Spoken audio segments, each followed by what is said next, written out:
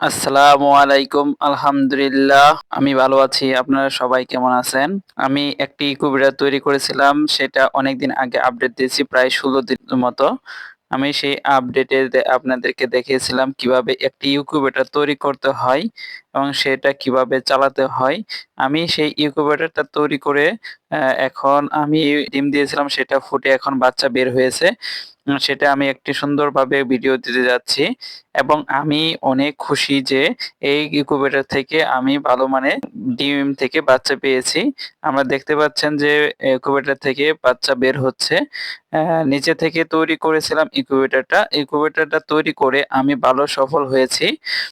এখানে আমি কিছু ভুল ত্রুটি ছিল সেটাও আমি আপনাদের মাঝে শেয়ার করতে যাচ্ছি। আমার অনেকগুলো বীজ ডিম দিয়েছিলাম। দেখেন আমি এখানে প্রায় ৫-৬ টা বাচ্চা এখন পেয়েছি। আমাদের ডিমগুলো ফুটে বাচ্চাগুলো বের হয়েছে।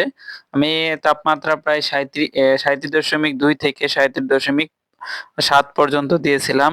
আর্দ্রতা প্রায় আমি ৬৫ রেখেছিলাম। তারপরে আর্দ্রতা আবার বাড়িয়ে দিয়ে আবার আমি প্রায় ৮০ র মতো আর্দ্রতা এবং সেই আর্দ্রতার আমার হ্যাচিং রেটটা ভালো হয়েছে।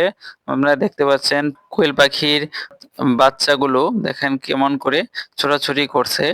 এগুলো খাবার খাওয়ানো হয়েছে। আবার আমি ব্রুডিং সিস্টেম করেছি। সেই ব্রুডিং এ আমি রেখেছি এগুলো।